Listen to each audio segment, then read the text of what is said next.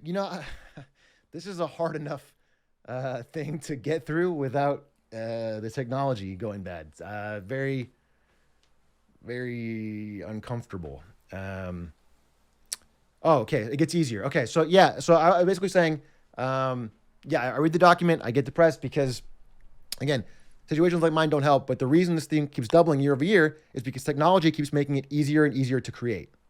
Um, so like in 2017, 2018, you need to be like a hardcore technologist and have a ton of like computing power to create this kind of stuff. And nowadays, an average person using app store apps can create it. And it's like, it's become wide more prolific. And there's a quote in her document in one of the articles that's linked in there that really stuck with me. And it's from back in 2018, and it's from Scarlett Johansson, who literally gave up trying to fight this stuff in 2018 and said, it's a lost cause because the internet is a vast wormhole of darkness that eats itself. So obviously not the most bright, um, cheery thing to read, right? So it's that's you know, like that's Yeah, I mean, that was my perspective. My perspective was like, you have to forget that it exists because you're never going to be able to fix the problem. And to be fair, Scarlett Johansson, chat, before you say anything, he's talking about how he's going to be talking about how he's been helping a lot of the victims. Um, but he's saying like it's the reality is sad that like all of these very big famous people, they don't consent to this and it doesn't matter and they've given up. it rings true, but it's pretty depressing because obviously Scarlett Johansson has a lot more money and influence than I do, and she gave up in 2018 when the problem is way smaller than it is now. But so obviously my initial response is like just depression, but it's a good thing overall because Genevieve saved me a ton of time getting up to speed. All right, I was able to ask her a ton of questions and consult her huge document to become a lot more knowledgeable a lot quicker, which is good. I mean, literally, just knowledge helps, and it would take me a lot more time to learn this. So even though it's like initially depressing, it actually helped me a lot. So my first thing I do is I focus my scope a bit. All right, I'm not gonna, the broad problem is crazy. What are things that like I can control, that people in my influence can control? How can we actually help and make better the day-to-day like experience? Um, and so I start doing this thing that I used to do in marketing called bright spots, which is basically like you look at the last 100 social media posts or the last 100 newsletters or the last 100 blogs or whatever, and you chart them all and find out which ones overperformed. And you basically try to explain every one. Like, why did this happen? And try to find patterns. Like, what are the bright spots? Why are the good ones working? And so using Genevieve's doc and my own research, I tried to find like the bright spots in the fight against This is cheese this type of Danish. content, like this type of negative content. And I do. And I find out there's this one group of people who have been way more successful at combating this type of stuff. I don't know if anybody has any idea. Are we back? Sorry, is it going in and out? God damn it.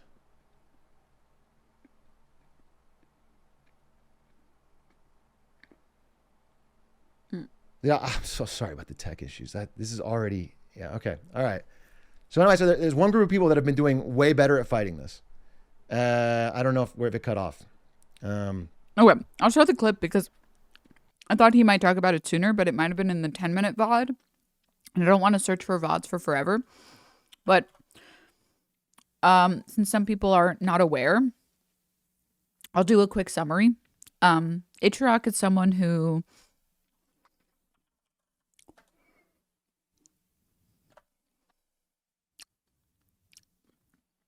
here.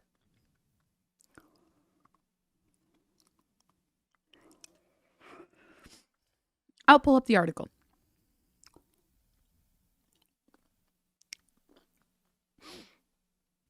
Popular Twitch streamer Atrioc has apologized after briefly exposing that he had visited a deepfake website that included inappropriate deepfakes of female streamers, including Pokey and Maya.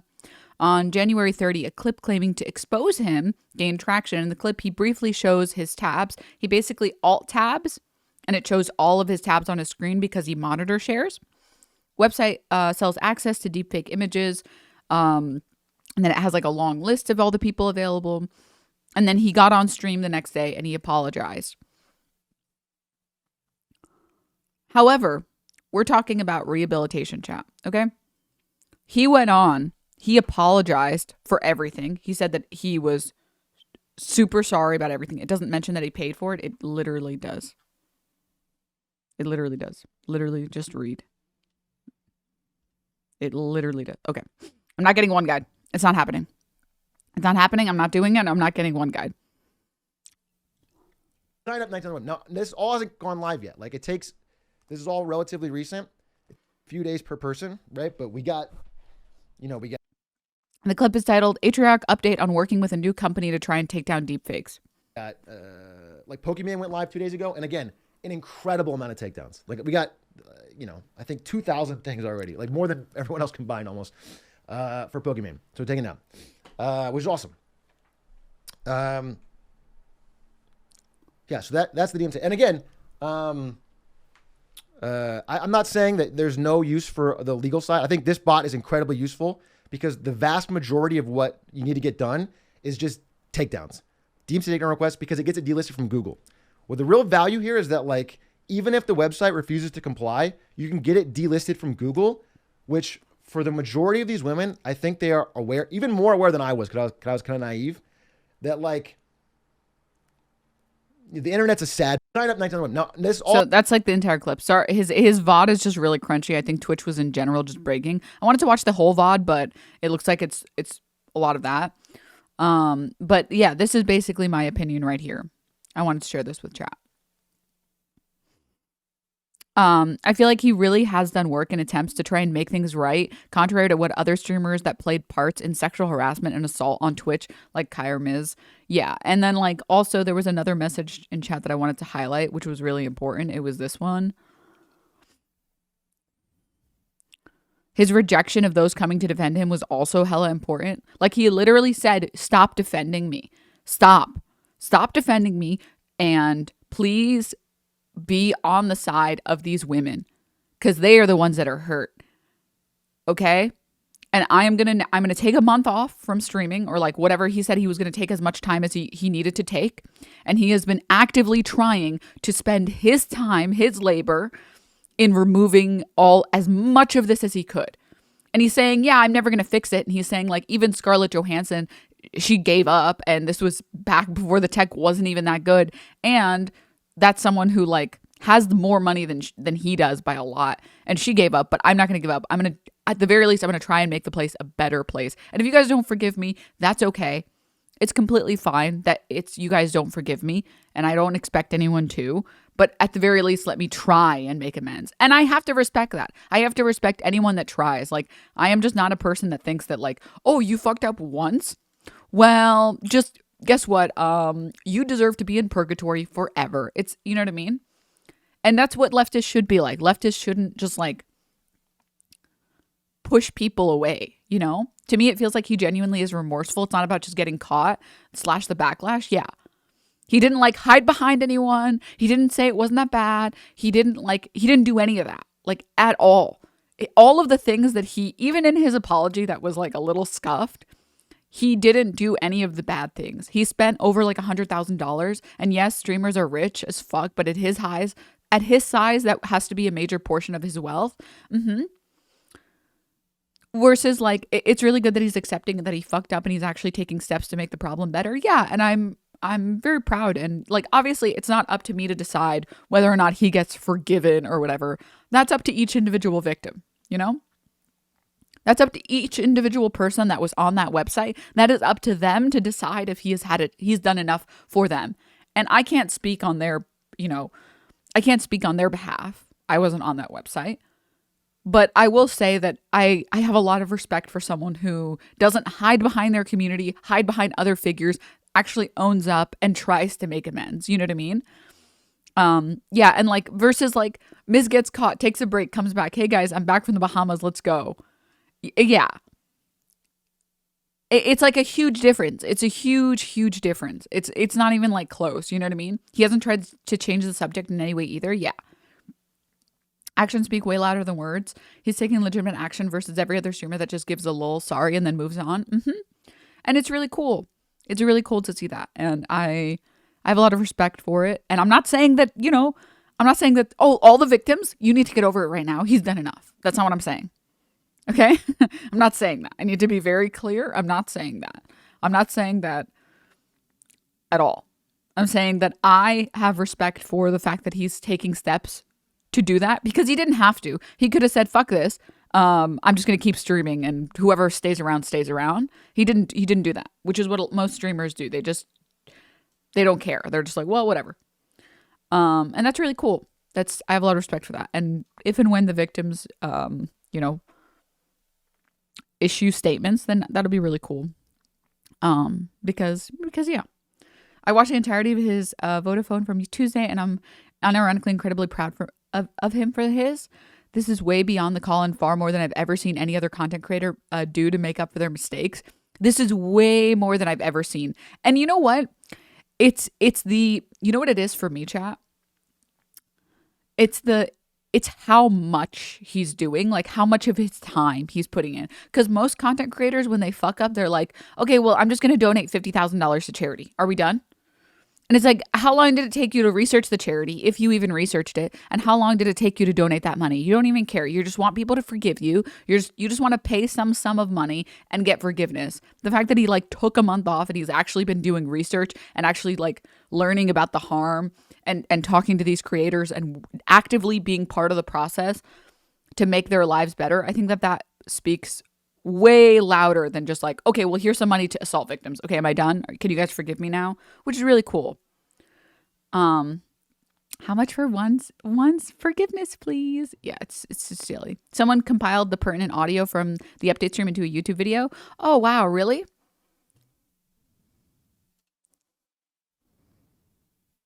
Hey, everybody. Yeah, I know this is going to be awkward, a little awkward, but it's important. And so I'm just going to power through. A lot of stuff I want to say I think is pretty important and helpful. So just give me a second and I will give you the update. It's going to be pretty brief. It's going to be a pretty short stream today. I just want to update you on what I've been working on because I think, well, basically, look, if you read what I wrote on Twitter where I talked about doing actual actions to fight this, and then it's been, a month and a half, 2 months, if I was someone who cared and like saw that. Sorry, really quickly, but don't you think the reason that he's even responding in such an impactful way is because he has a group of people around him who would call out on the BS if he did? Dude, people like Fedmeister exist. Okay? Don't make me pull out the video. There are so many people who commit massive fuck ups on the internet. And they're just like, well, guys, I went on a vacation and I got a dog. Can you guys forgive me now? I know I was climbing into that woman's bed without her consent or permission, but like, please forgive me. I want to play Week of Legends, please. Like there are so many, and like you have to understand also, it is so easy, especially for male content creators, not just, to be clear, not just male content creators, female content creators as well, but I see it more often and happen more often with male content creators, where it feels like there are a lot of male content creators that have audiences that are so ride or die simp that like they don't care. Like they just don't call people out on their bullshit ever. And it's really sad because they get such huge egos that they just assume that like what I did wasn't that bad because all these people still like me. Well, I honestly, like, I'm fine because I still have all these viewers. And it's like, just because dude, Trump exists. Like, how many people support Trump? Like, they're not right, man. Just because a lot of people support you doesn't mean that you're right, The amount of content creators that have done literal scams and still get viewers is crazy. It's really sad. It's really sad. And I'm also really respectful of and happy that all the people were willing to give him a chance and help him with this project. Generally, yeah. And to be clear, yeah, I need to call out the fact that like, oh, dude, Fed was so gross. He put so much effort into trying to turn it around on Pokey, actual slime. That was the most disgusting thing I've ever seen in my life, dude. Genuinely most disgusting thing I ever seen. But yeah, I have nothing but respect for the women who have been helping him because I can't imagine that it was easy. From someone I cared about until the apology, I would want to see a follow-up, right? I think you'd want to see some kind of follow-through and not just silence because then you don't know if anything's being worked on. So I just want to update on the actions being taken, show you how whether or not it's been effective, and tell you what the plan is next. Okay? So I'm gonna move quickly.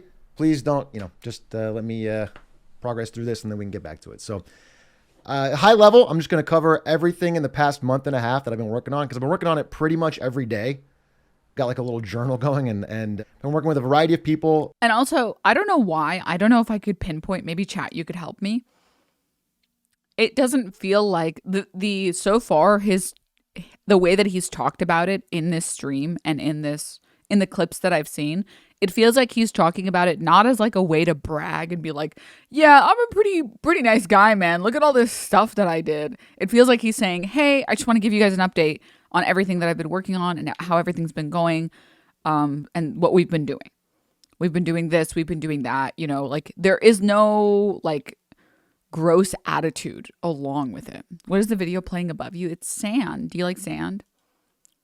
Reporters, technologists, researchers, women affected, Twitch themselves. I'm trying to work with everyone I can. So I definitely stand by what I said on Twitter, but the live stream apology that I did was really terrible.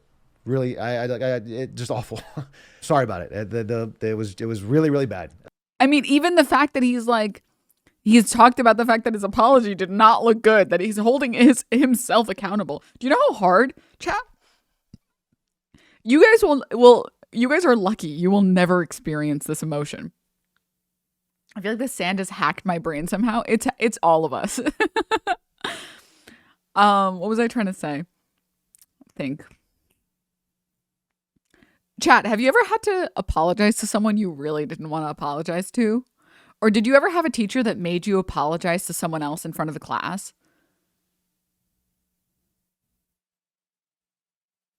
And like, have you ever, has it ever just been like so embarrassing and just like so, like you ever feel so called out and everyone's just staring at you while you admit that you're wrong? It's tough. I have so much respect. I have so much respect for people who can call out when they were wrong. Those teachers are committing child abuse. Yeah. Yeah. It's like, I could not imagine the lack of ego that you would have to get on and say, that apology was really bad. I don't know what the fuck I was thinking. I was way too emotional to be making an apology video. That was my mistake. Sorry. I'm really sorry about that. And you just know thousands of people who would have been on your side, people who would have said that it was good. You know what I mean? You have to tell them, no, I don't think it was good. And that is hard. I'm not saying that like we should grovel at his feet. I'm just saying I respect it. I literally can't focus on what you're saying. My brain is stuck on sand mode. The sand helps me focus. I don't know. I wanted to start from the beginning. I wanted to go back to about a week after the whole thing happened and just talk you through about the last month of what I've been working on. But I wanted to give briefly a moment and just say that I really apologize for the last time I was live. That live stream was terrible. Ari and I had been up since 2 a.m. just mainlining LSF comments, and my brain was just total TV static. Like I wasn't thinking, I was rambling, and I just apologized. It was bad. So I don't want to dwell on that, but I feel like it needed to be said. So, okay, it's about a week after, right? It's a week after the event. And the first thing I did was I wired Morrison Rothman about $60,000 to cover any woman on Twitch who wanted to use their services, their legal services, for DMCA takedowns or reputation management. That's only step one, and that's just money. That's not a huge deal, but I just want to just how it started. And that was because Cutie has worked with them for a very long time. She recommended them to all the women involved and then told me. So I just covered to make sure anyone who is using it, I think that's baseline, anyone who's using it is not financially impacted. But the important thing is that now I had a connection and in with Morrison Rothman. So I was able to ask questions and just see what the process is for takedowns and actually learn more about how this process works. So you can see if we can help or make it better or do anything like that. And I started to learn a lot about things I was very naive or uninformed about. So then around the same time, this is about a week after everything that happened, I got a DM from a woman named Genevieve O, who is a leading researcher in the fight against deepfakes. She's worked with New York Times, BBC, Washington Post, a whole bunch of people on stories covering online predation and deepfakes, etc. She's the real deal. She's an incredibly accomplished woman. And in an incredible stroke of luck, really, really lucky, she was a viewer. She watched Marketing Monday. Also, thank you for the raid and BigUbot. Welcome, raiders. Welcome. So she reached out a week after everything sort of died down a little bit and basically said she believes in the sincerity of my apology, which is crazy given how bad that apology was. And then she said, if you're serious about helping, I can help you get up to speed, which is awesome. That's an incredible kindness, like you would not believe. She could easily have written me off, and she didn't, and it blew me away. So Ari and I were reading her DM in the airport, and we were just, tearing up, and it meant a lot to us. So of course I say yes. And she sends me this 20-page Google Doc that she's compiled, where she's worked with all these reporters that cover like everything about the rise of deepfakes. And on the flight back, I read through this whole thing back to front 3 times. And I'll be honest with you, I immediately get depressed. Immediately. I read this whole thing, and I'm just in the worst mental state of my life because it is a much bigger problem than I was aware of. This stuff has been going on since 2017, and it's gotten worse and more prolific every single year. So like in 2017, 2018, you need to be like a hardcore technologist and have a ton of like computing power to create this kind of stuff. And nowadays, an average person using App Store apps can create it. And it's become wide more prolific. And there's a quote in her document in one of the articles that's linked in there that really stuck with me. And it's from back in 2018, and it's from Scarlett Johansson, who literally gave up trying to fight this stuff in 2018 and said, it's a lost cause because the internet is a vast wormhole of darkness that eats itself. So obviously not the most bright, cheery thing to read. It rings true, but it's pretty depressing because obviously Scarlett Johansson has a lot more money and influence than I do. And she gave up in 2018 when the problem is way smaller than it is now. So my first thing I do is I focus my scope a bit. All right. I'm not going to. And yeah, like in this story, like I think there's a very big difference between actively, and this is just going to be my opinion. I think, chat, you guys can disagree. I think that there is a big difference between saying like, okay, well, I'm going to donate $50,000 to like a women's shelter or something, or like I'm going to donate $50,000 to help women in domestic abuse households or whatever. I think there's a huge difference between saying that versus reaching out to these domestic abuse centers and being like, how do I help? And I want to be educated, I want to be informed, and I want to help. Yes, I will give money. I want to know how else I can help. I have money. That's not a problem. I want to be educated. There's a very big difference between like using your personal time, because you don't understand, chat. Like for streamers, time is one of the most valuable resources. I wish I would pay anything to just get an extra 12 hours a day. If I could do that, oh my God, time is so valuable. It's so valuable for content creators. It's why most content creators, when you message them and they don't reply, it's not that they hate you. It's not that they think that you're stinky. It's that they just don't have any time. They never have time. It's really sad. And to be able to say, nope, I'm going to fuck streaming. I'm going to step away from streaming. And I am going to go and speak to people that are personally impacted by this, that personally use their time to make the internet a better place. And of course, I'm going to donate money. Of course, I'm going to help financially where I can. But I want to understand the harm I did. And most people are not actually willing to like learn about the problem and learn more about how they're causing harm. Most people are just, they want forgiveness and they'll do anything to get that temporary forgiveness. And is a huge difference. Is a huge difference. So I have a lot of respect. I think this is really cool. And I mean, I think it tracks. A lot of people used to call him like one of the nicest streamers they knew. So like, I think it's really cool. Oh my God, this is such a good point. This is such a good point. Jesus Christ. I have to point this out. I'm sure Atrioc also has a large young male demographic. So the influence of him taking these steps is a benefit too, which is really cool. I didn't even think about that. I didn't even think about the fact that like his largely male audience sees him own up to the mistake, sees him listen to victims, sees him try and fix the situation. Like he can't undo what he did, but he can at the very least try and make it better. And that is so huge. It's such a huge difference from that versus like, well, I didn't do anything wrong.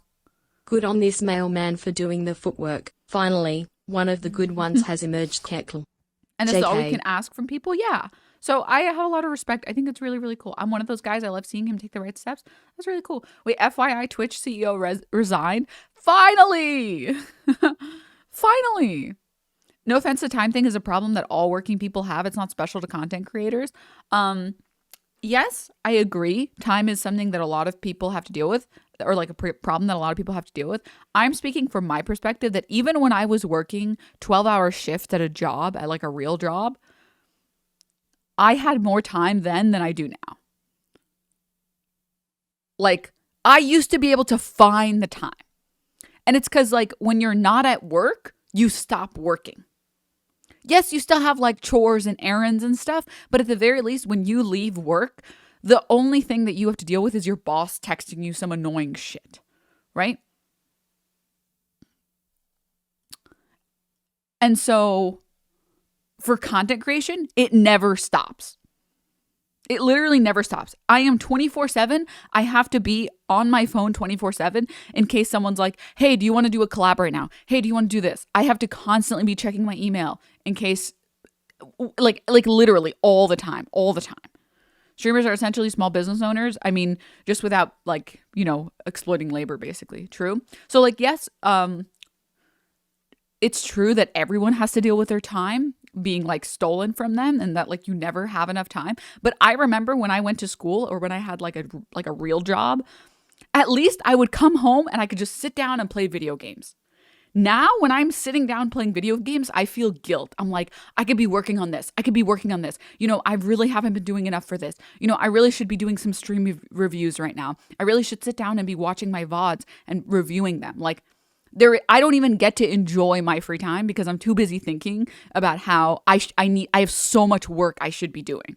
Like, I will work 16 hours a day in my current job with streaming content creation, but I always have more time that I can be working. Always, always, always. And so, like, again, yes, I agree and I understand that that everyone deals, especially people who are like single parents. Single parents have no free time. None. Being a parent is a full-time job, and then they have to have a full-time job on top of that. Single parents, it's a lot. So yeah. That's it. I just wanted to talk about like the difference there, because I'm not saying that like, oh my God, streaming is so hard. Streaming is so much harder than anything else. Fuck no, dude. Fuck no. Streaming is a lot better than a lot of different jobs. And I talk about it all the time, how grateful I am that I get to be a streamer. But yeah, also having your setup in your apartment means you can't have a space away where the temptation to work isn't there. I talk about it all the time. I talk about how privileged I am. Like, I have worked, I've worked really shitty jobs. I've worked retail. I worked with petty tyrants. I worked with employers that wouldn't pay me what I deserved. I've worked jobs that I've had a 4-hour commute and a 12-hour workday. And I've worked these jobs while going to school. All of these jobs, I worked them while going to school. So to be clear, I'm not saying this from a place of ignorance, like, oh yeah, streaming is really hard. Yeah, your jobs are hard too, but no. It's a different type of difficult. It's a different type of difficult. Like with retail jobs, you have to deal with like an employer that's like, oh, well, you are being a little bit rude to me, so I'm cutting your hours. Oh, you need the hours to feed yourself? Too bad. Here's your timesheet. Or the fact that employers are like, they expect you to find replacements if you take off for like a sick day or whatever. What is that about? Like, I was talking to a friend of mine who works retail, and she's going through it. She hates her job so much, and rightfully so. And she told me she had the balls to send her employer this, which is crazy. I would never have had the balls to send my employer this. You need to find someone to cover your shift. That's your job. You're a manager, right? How about you manage the schedules? You want me to find my own replacement? Who am I, Willy Wonka? I know it sucks when you have to do your job. That's why I'm taking off in the first place. Find someone to cover tomorrow or find someone to cover it indefinitely. Either way, you're doing it. You need to find someone to...